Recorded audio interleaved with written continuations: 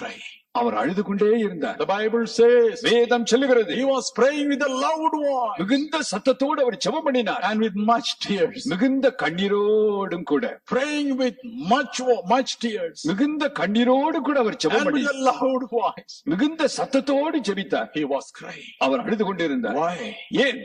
Because he was so much discouraged. அவர் அவ்வளவு அதைரியப்பட்டு போனார். So much discouraged. அவ்வளவு அதைரியப்பட்டு போனார். Because the days of his death were nearing. என்று கேட்டால் அவருடைய மரணத்தின் நாட்கள் சமீபமாய் வந்து கொண்டிருந்தது. Meeting death was the greatest problem of our Lord Jesus Christ. நம்முடைய கர்த்தராகிய இயேசு கிறிஸ்துவுக்கு சாவை சந்திப்பது என்பது பெரும் பிரச்சனையாய் அமைந்தது. Deuteronomy chapter 31 and verse 40 says, உபாகமம் 31 அதிகாரம் 40 வசனம் சொல்லுகிறது, I live forever.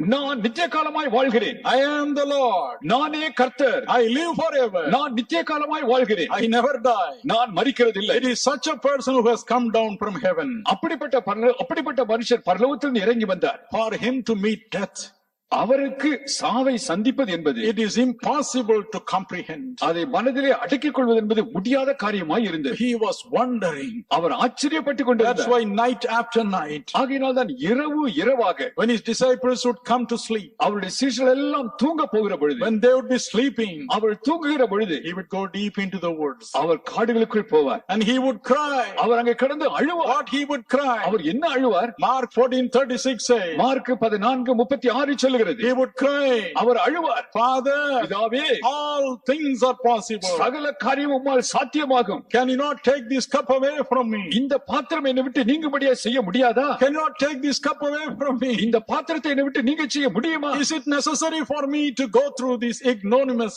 death? இந்த பயங்கரமான அருவருப்பான மரணத்தின் வழியாய் நான் கடந்து போக வேண்டியது அவசியமா? Should I go through this shameful death? நான் இந்த பயங்கரமான அருவருப்பான சாவின் வழியாய் கடந்துதான் போக வேண்டுமா? All things are possible. எல்லா காரியங்களும் உம்மால் சாத்தியமாகும். Can you not remove this cup from me? இந்த பாத்திரத்தை என்னை விட்டு நீங்க செய்ய மாட்டீரா? Finally he said, கடைசியாக அவர் சொன்னார், not my will, என் சித்தம் அல்ல, let thy will be done. உம்முடைய சித்தமே ஆக கடவுது. It is so difficult, my brother. என் சகோதரனே, மிகவும் கஷ்டமான காரியம் இது. When things go wrong, காரியங்கள் தாறுமாறாய் போகுகிற பொழுது, when things go much against our expectation, நம்முடைய எதிர்பார்ப்புக்கு விரோதமாக சம்பவங்கள் நிகழ்கிற பொழுது, oh, it's very difficult to accept it. அதை மனதில் ஏற்றுக்கொள்வது என்பது மிக கஷ்டமாகுது. Very difficult to say, let thy will be done. உம்முடைய சித்தமே நீலே ஆகட்டும் என்று சொல்வது மிக கஷ்டம். The Lord Jesus had to go through that. கர்த்தராகிய இயேசு கிறிஸ்து அந்த பாதையின் வழியாய் கடந்து போக வேண்டியதா Why இருந்தது. he went through that? அவர் ஏன் அந்த பாதையின் வழியாய் போனார்? For you and me. உனக்காகவும் எனக்காகவும். Daniel 9:26 says, தானியேல் 9:26 சொல்லுகிறது, the Messiah will be